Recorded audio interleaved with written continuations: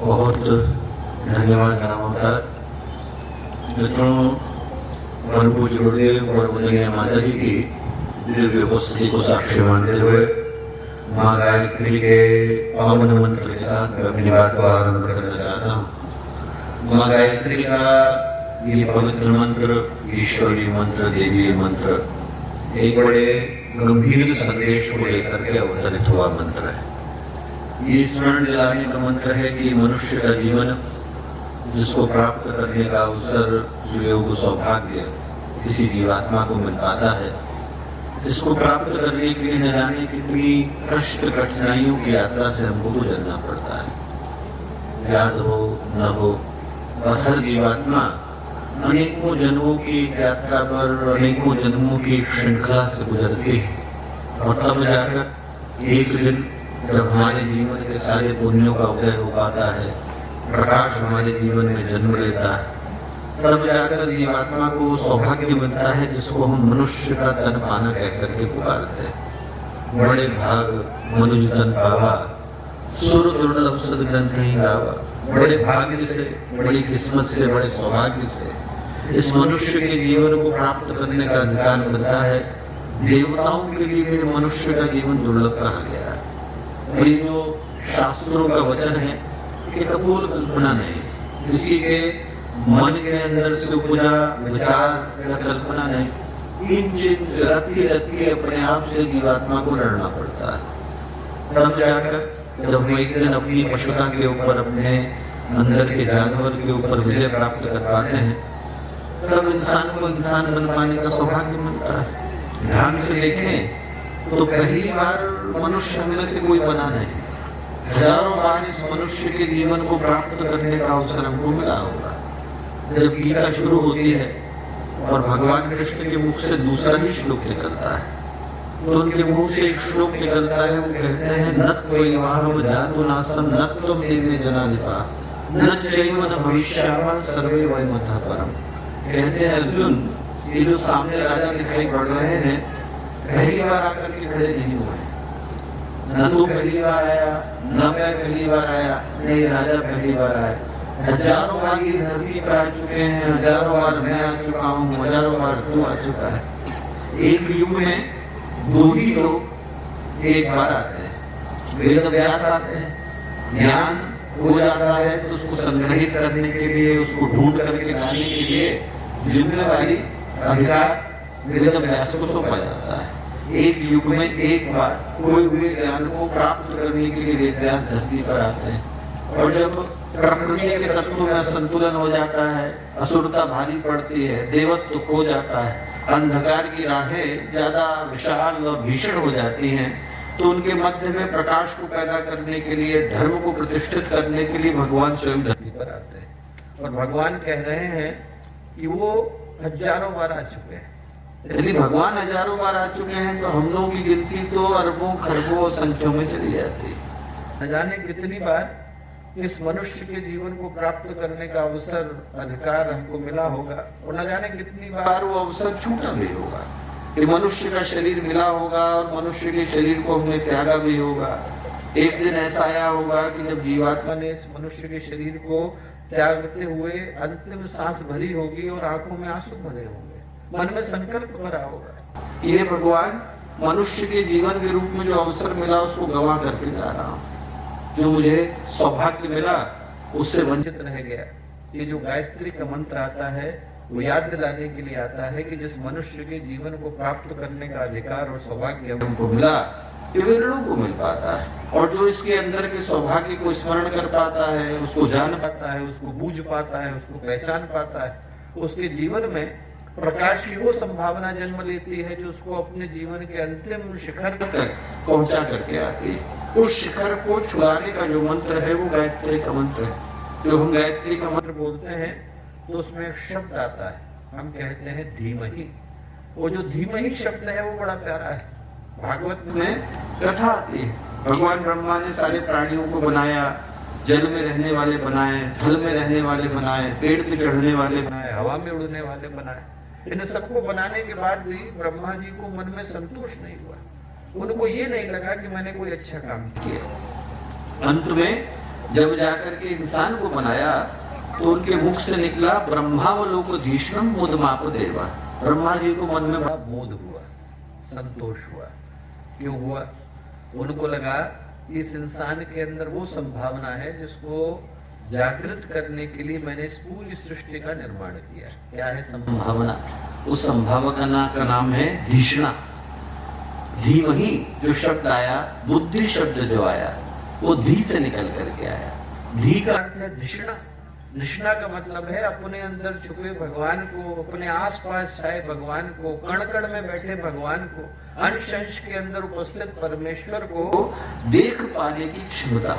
हमें से हर एक के अंदर वो क्षमता, वो संभावना, वो शक्ति, वो सामर्थ्य विद्यमान है जो हमें वो ताकत प्रदान करती है जिसके माध्यम से कण कण के अंदर छुपे भगवान को हम देख सकते हैं। मेरे अंदर जो है, आपके अंदर जो है, कण कण में जो भगवान है उसको देख पाने की जो क्षमता है वो गायत्री का ये पावन मंत्र प्रदान करता है। जब हम गायत्री के मंत्र को बोलते हैं तो प्रार्थना यही करते हैं, न जाने कितने जन्मों की श्रृंखला में मनुष्य का जीवन प्राप्त करने का अवसर हमको मिला।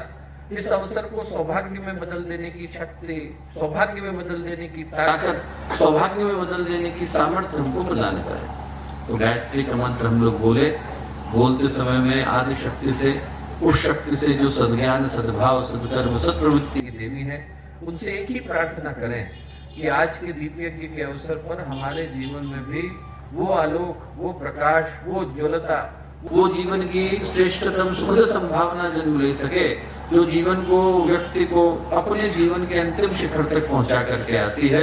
उस शक्ति को जगाने का मंत्र, गायत्री का महामंत्र एक बार साथ साथ।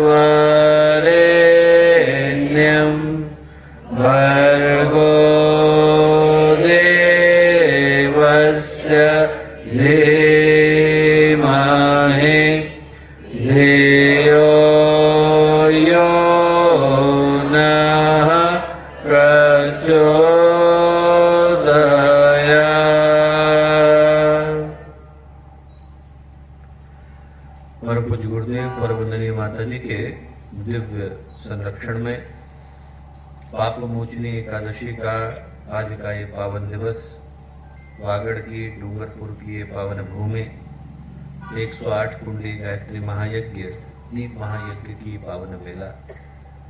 आज के इस अत्यंत ही सौभाग्यशाली पुण्यदायी अवसर पर हम लोगों के साथ मंच पर उपस्थित आदरणीय श्री मोहनलाल मामा जी, आदरणीय श्री राजकुमार भृगु जी भाई साहब, यहाँ उपस्थित शांति कुंज की टोली के सभी सम्मानित सदस्यगण, आदरणीय ओम जी भाई साहब, डॉक्टर प्रशांत जी, डॉक्टर विवेक जी, आदरणीय आलोक जी, यहाँ उपस्थित इस क्षेत्र के विभिन्न स्थानों से आए आदरणीय डॉक्टर मोदी जी, जोशी जी, नानूराव जी और इस क्षेत्र के सभी सम्मानित कार्यकर्तागण, वो सभी लोग जिनका नाम लेने से मैं चूक गया, पर हम लोगों के अपने गायत्री परिवार के सभी सम्मानित कार्यकर्तागण, प्यारे भाई बहनों और प्यारे मित्रों, आज जब हम लोग यहाँ राजस्थान की इस पावन भूमि पर उपस्थित हैं, शौर्य की, पराक्रम की, साहस की ये भूमि, वो भूमि जिसको ये सौभाग्य मिला कि यहाँ से ज्ञान के शिखरों ने, विवेक के सागरों ने, भक्ति के हिमालयों ने जन्म लिया, उस भूमि पर आज जब उपस्थित हो पाने का एक सौभाग्य हम लोगों को मिला है, तो आज के दीप महायज्ञ का एक क्षण, आज की पावन वेला हम में से प्रत्येक के लिए एक बड़ी ही गंभीर पुकार को लेकर के उपस्थित हुई, संकल्प को लेकर के उपस्थित हुई। इस संकल्प को लेकर के उपस्थित हुई है, ये जो आज की परिस्थितियां है, आज मनुष्य के मन के अंदर, उसके जीवन के ऊपर, उसकी जीवन शैली से लेकर चिंतन शैली के ऊपर जो अंधकार व्याप गया है, जो मनुष्य का मन, उसकी भावनाएं, उसका जीवन, उसका व्यक्तित्व विकृत और दूषित होते नजर आते हैं, उनको दूर करने के लिए और हमारे बाद की जो पीढ़ियां आने वाली हैं उनके जीवन में एक सुखद सौभाग्य को भरने के लिए किसी न किसी को आगे आने की आवश्यकता है। हम लोग छोटे रहे होंगे तो हम लोगों ने दादा दादी की, नाना नानी की कहानियों में, पौराणिक आख्यानों में, ऐतिहासिक संदर्भों में एक कहानी को पढ़ा होगा। कहानी पढ़ी थी कि पहले के समय के जो असुर थे, दैत्य थे, राक्षस थे, उनके पास एक बड़ी विशेष शक्ति हुआ करती थी। और वो शक्ति क्या हुआ करती थी? वो शक्ति ये हुआ करती थी कि वो अपनी जिंदगी को, अपनी जान को, अपनी प्राण को कहीं और सुरक्षित रख दिया करते थे। उनके ऊपर आप हमला करो तो उनका कुछ बिगड़ता नहीं, पर जैसे ही उस जगह के ऊपर हमला किया जहां पर उन्होंने अपनी जिंदगी को सुरक्षित रखा है, तो उनके जीवन का अंत सुनिश्चित हो जाता था। एक राजा था, उसकी कहानी आती है, बड़ा ही आतंकी था, लोगों को बहुत परेशान करता था। उसने अपनी जिंदगी एक तोते के अंदर सुरक्षित रख ली। राजा के ऊपर आपने हमला किया, राजा का कुछ बिगड़ने वाला नहीं, पर जैसे ही तोते की हत्या करी गई, तोते की गर्दन मरोड़ी गई, राजा का अंत सुनिश्चित हो गया। रक्त बीज की जिंदगी कहाँ थी? रक्त की बूंदों के अंदर। जैसे ही रक्त की एक बूंद गिरती थी, एक नए रक्त बीज को जन्म दे देती थी। जैसे ही माँ काली ने खप्पर के अंदर रक्त बीज के रक्त को समेटना शुरू करा, रक्त बीज का अंत सुनिश्चित हो गया। रावण की जिंदगी कहाँ थी? रावण की नाभि के अमृत के अंदर। रावण के सिर को आप काट लीजिए, हम लोग बचपन से कहानी सुनते आ रहे हैं, एक नहीं 10 के 10 को काट लीजिए, रावण का कुछ बिगड़ने वाला नहीं। पर जैसे ही उसकी नाभि में, जहां पर अमृत सुरक्षित है, अमृत का कलश सुरक्षित है, वहां पर आकर के तीर लगा। भगवान ने जैसे ही महर्षि अगस्त्य से आदित्य हृदय स्तोत्र को प्राप्त करके, गायत्री मंत्र को धारण करके उसकी नाभि के ऊपर तीर चलाया, रावण का अंत सुनिश्चित हो गया। ये कहानियां, जिनको आप रूपक कह लीजिए, अलंकार कह लीजिए, मेटाफोर कह लीजिए, एलिगोरी कह लीजिए, जो भी आप कहना चाहें कह लें, पौराणिक आख्यान है, ऐतिहासिक संदर्भ है, इन कहानियों को आपके साथ साझा करने के पीछे का कारण क्या है? उस कारण को मैं आपको 2 मिनट में बताना चाहता हूं, क्योंकि वो कारण यही है कि आज की परिस्थितियों में भी हम लोगों की आंखों के सामने में भी कुछ ऐसा ही घट रहा है। विकृतियां, आज के समय की आसुरी शक्तियां, नकारात्मक ताकतें, वो इंसान के मन के ऊपर, मस्तिष्क के ऊपर कब्जा करके बैठ गए और उनके ऊपर सीधा प्रहार करने से उनका कुछ बिगड़ता नहीं। आप एक जगह व्यक्ति की असुरता को दबाने का प्रयत्न करते हैं, 4 नई जगह से शुरू हो जाते हैं।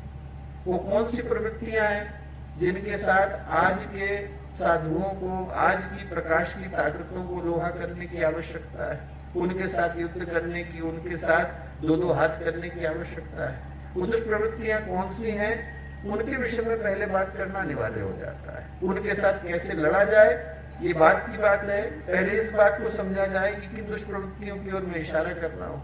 तो जिन दुष्प्रवृत्तियों की ओर मैं इशारा कर रहा हूँ दोस्तों, उनको जानने के लिए हम लोग को बहुत दूर जाने की आवश्यकता नहीं। मनुष्य के मन को अंदर गहराई के साथ समझने की आवश्यकता है। जीवन का उद्देश्य तो व्यक्ति पहले ही भूल करके बैठा था। जीवन का उद्देश्य यदि उसे याद होता तो इतने सारे महापुरुषों को, इतने बड़े बड़े अध्यात्मवेत्ताओं को, इतने बड़े बड़े ऋषियों को, इतने बड़े बड़े अवतारों को बार बार धरती पर आकर मनुष्य को उसके जीवन का उद्देश्य स्मरण दिलाने की आवश्यकता नहीं होती। जीवन का उद्देश्य तो व्यक्ति को पहले ही याद नहीं था, पर जिस कारण से वो भूल करके बैठा था, यदि वही उसको मिल गया होता तो मन में संतोष तो होता। यहाँ न माया मिली न राम, न घर के रहे न घाट के। व्यक्ति पूरी जिंदगी भगवान को भुलाकर, भगवान के सिद्धांतों को भुलाकर, ईश्वर के दिए गए नियमों को भुला करके जीवन जीता है। और क्यों जीता है? संसार के सुख और भोग मिल जाए। पर वो भी व्यक्ति को ढंग से कहाँ नसीब हो पाते हैं। व्यक्ति ढंग से संसार के सामान्य से सुख भी नहीं भोग पाता है। वो शरीर जिसकी इच्छाओं की पूर्ति के लिए, कामनाओं की पूर्ति के लिए, वासनाओं की पूर्ति के लिए, उनको पूरा करने के लिए व्यक्ति कुकर्म करने से, कुकृत्य करने से, पाप करने से चूकता नहीं। हिंसा करता क्यों है? अपराध करता क्यों है? गलत काम करता क्यों है? गलत राह पर जाता क्यों है? क्योंकि व्यक्ति के मन की कामना एक ही है कि मेरे शरीर के सुख भोगों की प्राप्ति हो जाए, और वो शरीर भी व्यक्ति को ढंग से सुख नहीं दे पाता है। आज की स्थिति ऐसी हो गई है कि व्यक्ति को 2 रोटियां भी ढंग से खाने को नहीं मिलती, गोल या 20 खानी पड़ती है। शरीर बीमारियों के हेडक्वार्टर में बदल गए। एक एक व्यक्ति के शरीर के अंदर इतनी तकलीफें आ गई कि हम लोग छोटे थे तो जाना करते थे, पढ़ा करते थे कि व्यक्ति के शरीर के अंदर कितनी स्टेमिना है। गुरुदेव ने आज से लगभग 40 वर्ष पहले, 50 वर्ष पहले उद्बोधन दिया था तो हमने अपने पिताजी का उल्लेख किया था। उनके पिताजी का एक नियम था, आवन खेड़ा के